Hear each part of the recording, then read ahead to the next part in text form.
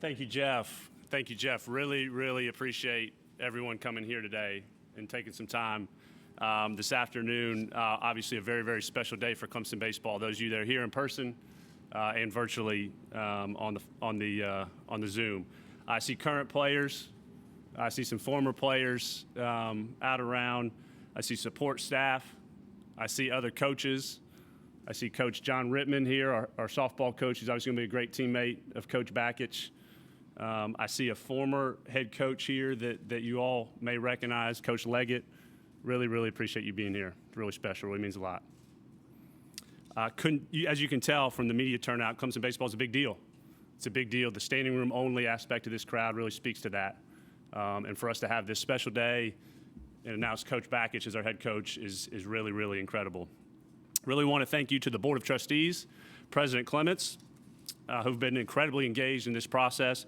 We said from the very beginning that we think Clemson baseball is a top 15 job, and their commitment throughout and support of the program now and into the future for Coach Bakich really, really speaks to that. Extreme interest in this position. It really speaks to the special place and special program that Clemson baseball is. During the search process, some of the things we looked for included an established head coach with demonstrated success at a big-time program, the ability to recruit and develop ball players, a coach of integrity that will invest in the Clemson community and who will connect with the proud lineage and tradition of Clemson baseball. We feel like we didn't have to compromise on all that, and it all fell into place with Coach Bakich. We got an absolute superstar with Erik and his wife Jiffy. And to Colt, Bo, and Tempe, welcome to the Clemson family. Clemson baseball got better today, and we're so glad you're here. So with that, I'd like to formally introduce the next leader of Clemson baseball, Coach Erik Bakich.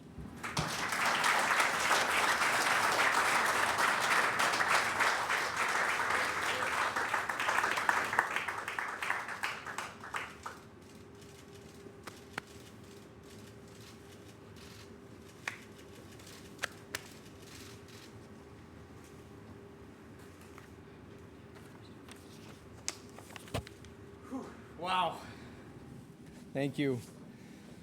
Man, it's great to be back. I can't believe it's been 20 years since I've gotten to say "Go Tigers." But thank you, Graham, his wife, Kristen, for this opportunity to lead and serve Clemson baseball. Thank you to President Jim Clements, the Board of Trustees, Kyle Young, Kevin White, for your support in this process. To the University of Michigan Athletic Department, all of our players, past and present, their families, seven decades of alumni that joined our team in Omaha, all the fans, I have the deepest appreciation and gratitude for what we were able to accomplish over the last 10 years. So thank you for an incredible ride. To the coaching mentors that have helped mold and shape the person and the coach that I am today.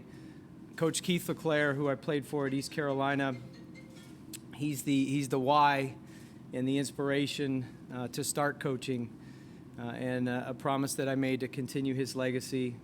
I don't remember the X's and the O's or the mechanics, but I remember that the confidence and the belief that he instilled. He made his players think they were 10 feet tall and bulletproof. He made his teams think that they could accomplish anything. So Coach Leggett, who's here today, instilled the importance of good fundamentals, instilled foundational life skills like discipline, toughness, competing, having relentless positive energy, and doing it all with a care level that is absolutely unmatched. So thank you for giving me a shot. To Coach Tim Corbin, the value of recruiting excellence, to shifting the target onto developing the total person, the teammate, as well as the future husband and father. That coaching and teaching is a lifestyle, not a job. Very appreciative of the 7 years I had with him at Vanderbilt. My family, my parents, who allowed their son to chase a kid's dream and pursue his passion. Jiffy's parents for, really allowing me to marry their only daughter. But the unwavering support the last 17 years. our kids, Colt, Bo, Tempe, the most important title I have is Dad, and I'm very thankful to be yours. To Jiffy, my wife, she's the leader of our household. She's the person I admire the most. She's also the model of a servant leader. She constantly puts others ahead of herself. She's a mom of 3, but she's a mom of 40 more. And the team is not the team without Miss Jiffy. So we are looking forward to fully integrating our family into the team and the team into our family.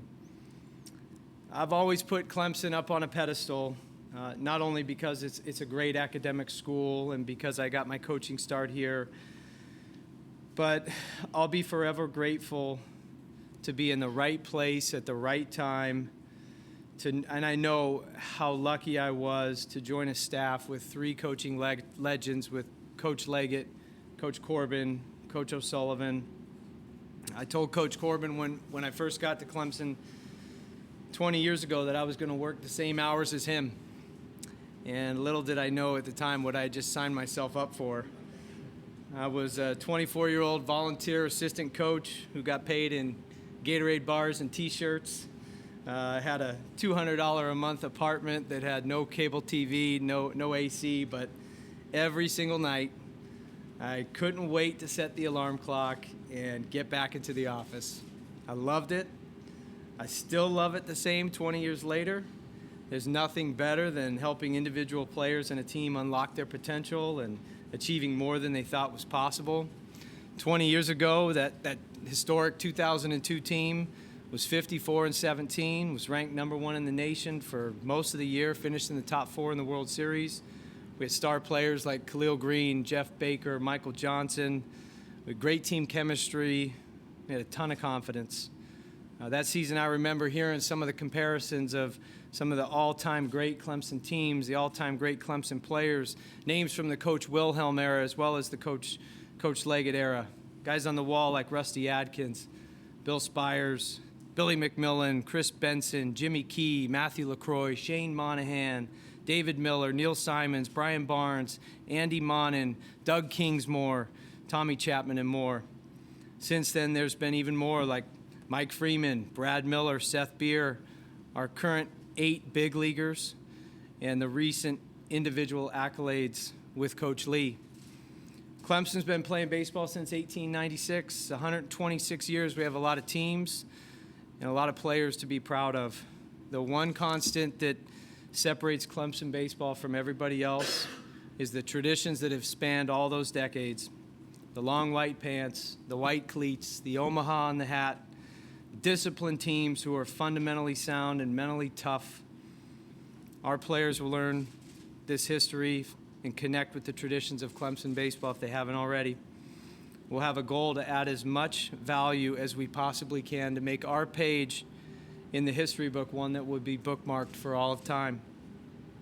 Whether you played for Coach Wilhelm, Coach Leggett, or Coach Lee, you're not just a Clemson baseball player for the 3 or 4 or 5 years you're in college. You're a Clemson baseball player for life. And there's not a better time to connect all generations of Clemson baseball alumni than right now. This program will be built on the 2 pillars of recruiting and player development. Recruiting is a 24/7, 365 focus. We'll target the best players in South Carolina, in the region, on the Eastern Seaboard, and in the nation, and in that order. Development is also a 24/7, 365 focus, and we'll prioritize developing the total person first. One of the things I've learned in the last 10 years is that if you want to have a really good team, you got to have a bunch of really good teammates. So we'll build the person, the student, the teammate right here inside this very room, which will be our classroom. Every day we'll start here to be a designated space for learning. We'll teach how to shift the target off of results and stats and scoreboard to the character traits and the behavioral standards that create championship teams. These standards will illustrate how our daily environment is established, which leads to the identity of our team and our culture as a program. These standards will also allow success to happen and the scoreboard to take care of itself. Success is defined by answering The question whether each player reached his max potential and did the team reach its potential. I can't wait to help our players and teams unlock this potential in their minds and bodies so they can perform at their best. That being said, results matter at this level. There are 5 championships to win every season, 2 in the conference, 3 in the postseason.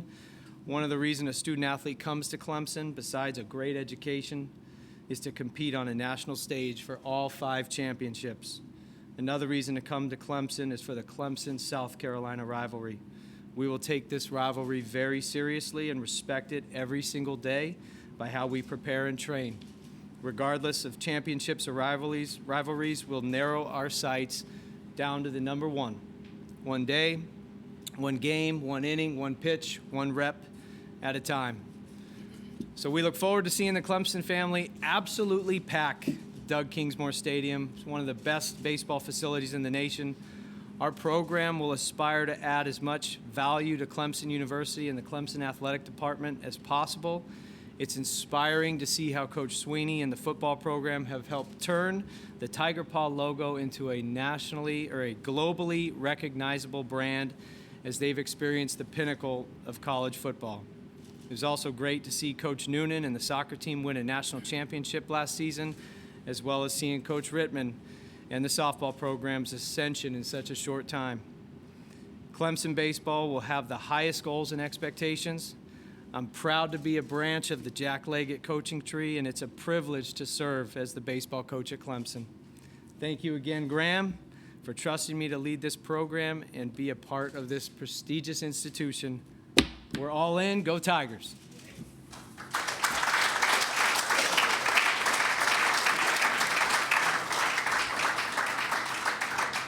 You're great. We're hanging here. With that, we'll open it up to questions for Graham or Coach Bakich. Okay, Graham, this is David with Tiger Net. When you first started this search, was he kind of one of those guys that you set out right away? This is a guy that I want to talk to. Thanks, David. Had Erik led with that in our first interview, we would have wrapped this up a couple weeks ago, probably. Absolutely. Erik's been top of our list or in the proverbial list of the right-hand drawer for certainly these past couple weeks, but if I'm being real honest, many years. Obviously, with his ties here and the success that he's achieved, certainly at Vanderbilt, Maryland, and then Michigan reaching the pinnacle with Omaha. So absolutely was an early target, and just as we spent time over the past few weeks of a search, and coach was obviously still playing for a while there, just remained really consistent. The thing I'll say too about Coach Bakich, he made it very clear he wanted this job right away. He wanted to be the head coach at Clemson and be the head baseball coach at Clemson, and so that made it very inspiring about his desire to be here, and therefore our pursuit of him matched that. Erik, Will Vandervoort, Clemson SI. Just curious, when you saw the phone call come in, Graham's calling you, what was your level of excitement? Were you kind of decided to kind of maybe get this opportunity? It was level 10, for sure. Yep. I've always put Clemson up on the pedestal. Very grateful for the opportunity I had here and feel like I wouldn't be here today without that opportunity 20 years ago. So it was a combination of how I feel about Clemson University and Clemson baseball, in addition to Graham's leadership and his vision for the program and just the connection that we had instantly. Erik, what are some of the styles that you like? I assume analytics are probably a big thing for you. What kind of the teams you build? You a small ball guy? You mix it up? What are some of the... You know, it's a combination of both. In today's world, players have access to a ton of information and sometimes can get confused with it, and you just have to reduce it down to old-fashioned blue-collar competing. But we are fortunate at a place like Clemson to have all the technology. We'll use it, but we'll simplify it. We'll take the complexity out of it so that our players are understanding in a very simple way how to maximize their development and how to maximize results on the field. Welcome back, Coach. I'm Mitchell Summers with Fox Carolina. Now, Graham was saying the expectations he has for this program, a top 15 program consistently in regionals, making deep pushes. Do the expectations at all intimidate you? Absolutely not. I love it. I see that as a great challenge. I look at 2010. The program was in Omaha.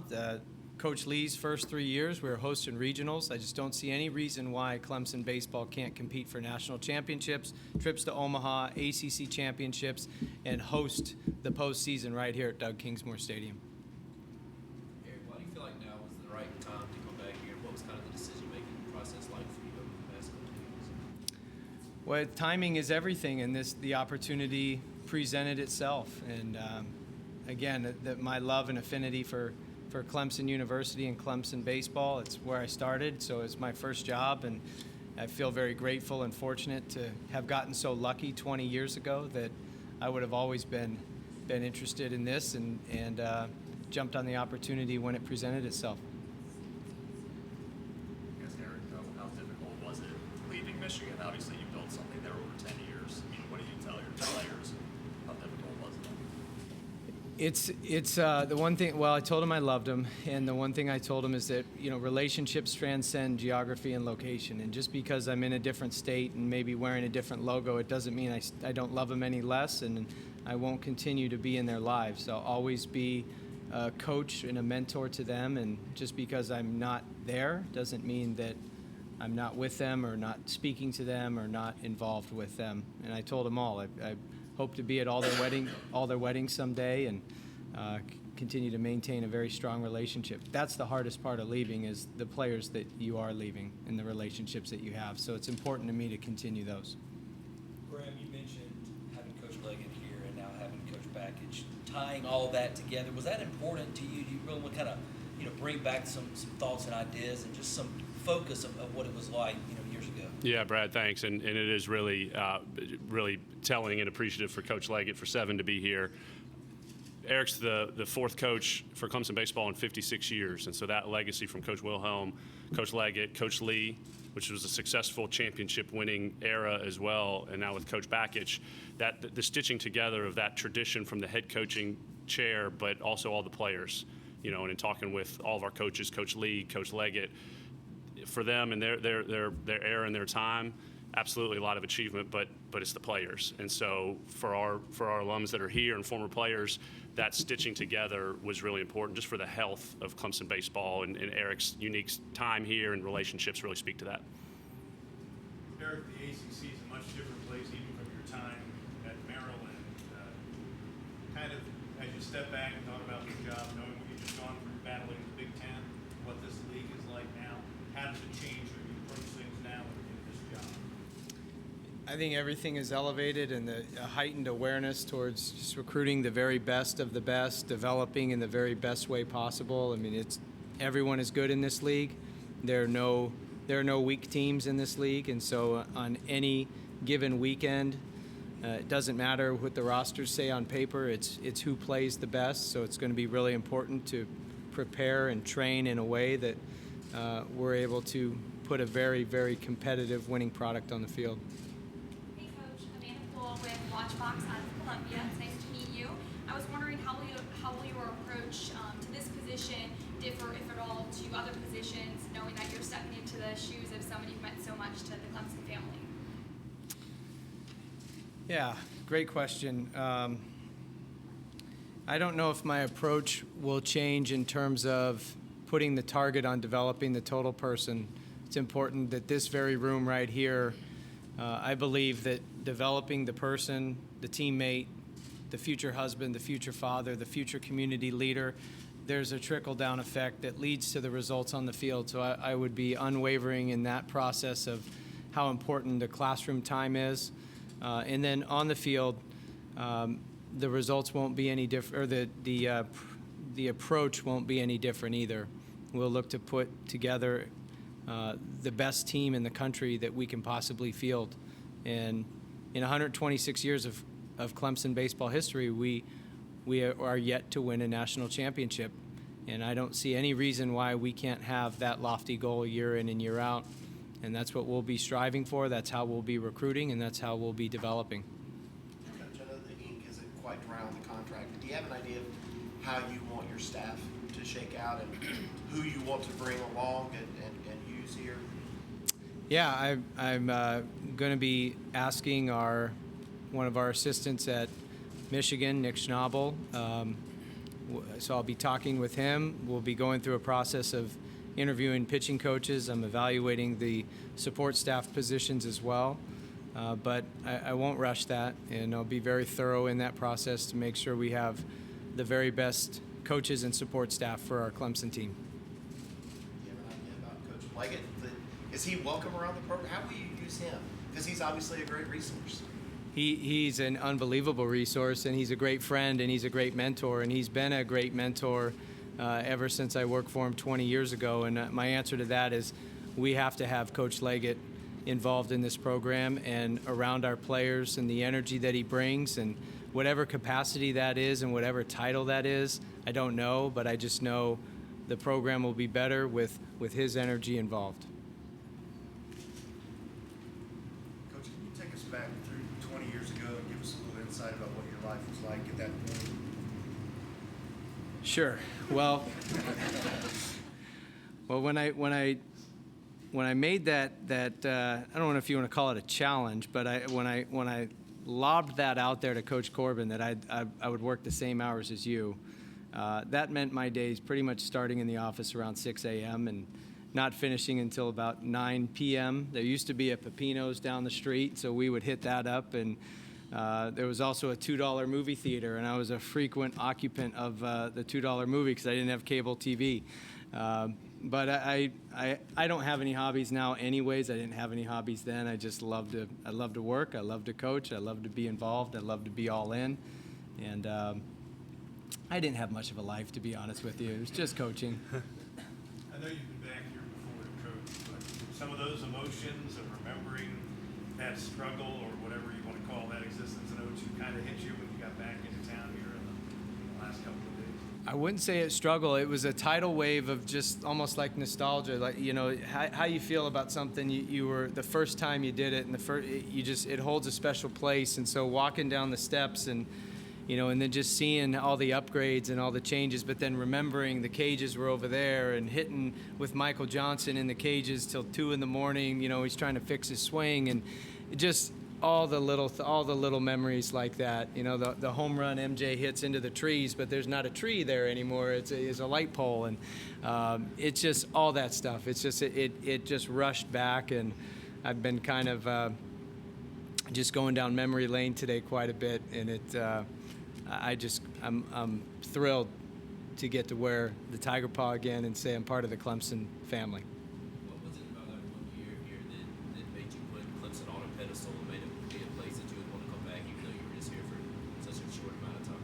Sure. Well, I think it was the recognition of how lucky I was to be surrounded by Coach Leggett, Coach Corbin, Coach O'Sullivan, and then that team of superstar players of that type of success to, you know, your first year coaching, and it's like, oh yeah, we'll just win 54 games and be #1 in the country and go to Omaha. That's just how you do it. And, you know, so for me, it was a lot of times drinking from the fire hose and being a sponge and taking it all in. But I just will forever be thankful and grateful for not only being on staff with those guys, but the fact that Coach Corbin, Coach O'Sullivan, and myself shared a single office every single day. And you want to talk about accelerating the learning curve.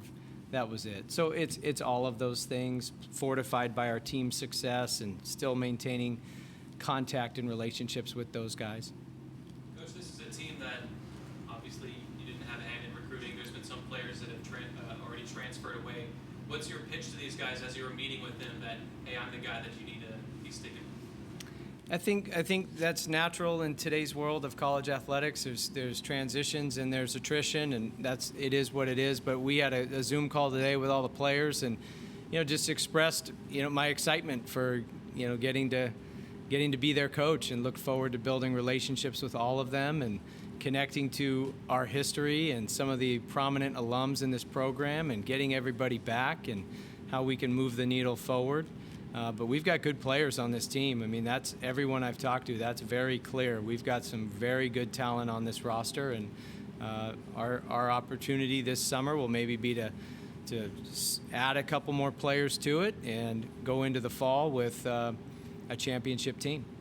Erik, when I looked at your last Michigan team, there were a lot of guys from all over the country. What will be your recruiting footprint here at Clemson? like dropping a rock into Lake Hartwell and watching the ripples. We will dominate the state of South Carolina, and then we will attack the region. We'll look at the entire eastern seaboard from Maine down to Miami, and then we'll target any players around the country, whether it's the Midwest or anywhere else, that would fit the profile of a Clemson baseball player, or the culture that we're going to be building. But it'll start with the state of South Carolina and move out from there. Graham, I may be asking you to look too far in the future, but you've invested monetarily with him and his staff. But knowing that 11.7 isn't exactly equal as it is at other schools, the scholarship limit, do you have any plans to further invest in infrastructure in trying to make that a little bit more equal to other schools around the country to keep Clemson competitive? Yeah, thanks, David. We've talked a lot about all the other it's top 15 program and that commitment that starts here, but you're right, it's much more than that. It's bricks and mortar facilities. We have recently upgraded our indoor hitting cages. We have designs for a baseball, softball, indoor practice facility, essentially. That's just very preliminary, but that's probably the next big project and how it would support both of those programs and other programs. We've talked a lot about through the get to know and the search process, and particularly with Coach, you can tell very cerebral, very program management oriented, very curious. And so we talked a lot about 11.7 stretchers and the intentionality that we have administratively with aid and how we can help with the new Alston dollars that are available and some of the other summer school investment, things like that, just to kind of help those things, because all those little things matter. And so that's our job administratively. Infrastructure, to your question, David, aid helps, and then what that looks like for staff, and it starts with people. So all those things matter, and those have all been baked within our review and discussions with Coach Bakich and him back to us as he's evaluating our commitment. It's easy to say, and we talk about top 15, but that means so much more, and that's we're committed from that inside out. Erik, you mentioned the work ethic you picked up here all those years ago. I'm curious, are there any other lessons you carried with you from 20 years back, being here with Coach Leggett and Coach Corbin and Sully?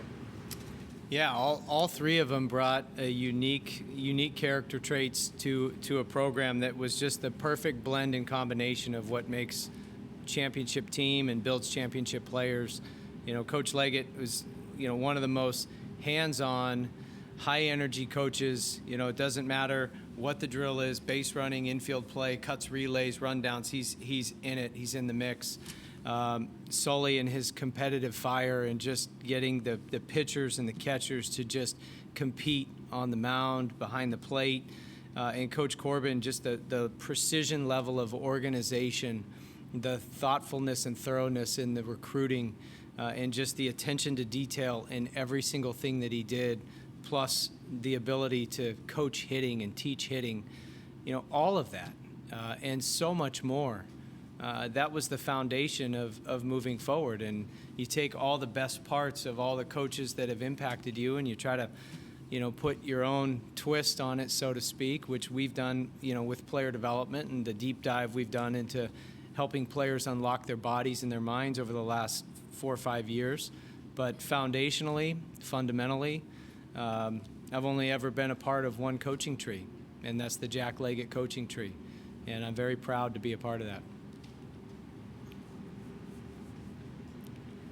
Erik, from a facility standpoint, this is a state-of-the-art situation here where we're at, but are there any other things maybe you talked to Graham about that maybe you'd like to see the program kind of get better at and improve from a facility standpoint?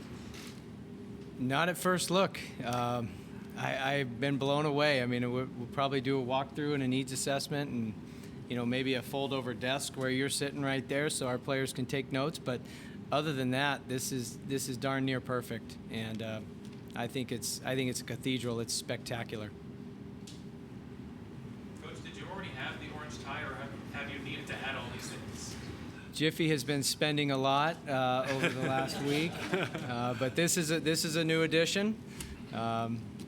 I did have one orange tie for a fundraiser that we did this past April for a pediatric cancer event. So I did have one orange thing in the closet, but no, we got some new stuff this week. Erik, what are you going to be looking for in a new pitching coach? What am I looking for in a new pitching coach? Somebody who can bring the simplicity to what seems like a very advanced way of teaching pitching these days. It's one thing to teach throwing, it's another thing to teach pitching. And you see a lot of that line being blended, and throwing is not necessarily pitching, and developing your stuff is great, and it's important to develop velocity and movement, but you also have to command the baseball and throw it where you want to, and that location component is not only in games but in bullpens and catch play. And then there's a whole controlling the game component where it's important to pitch with quick tempo, it's important to be quick to the plate, it's important to field your position. So all of those things, plus being ultra competitive on the mound. When all else fails, that me versus you mentality, and I'm just going to get the dude out. So those things. Anything else? Thank you very much. Thanks for being here. Thank you, guys.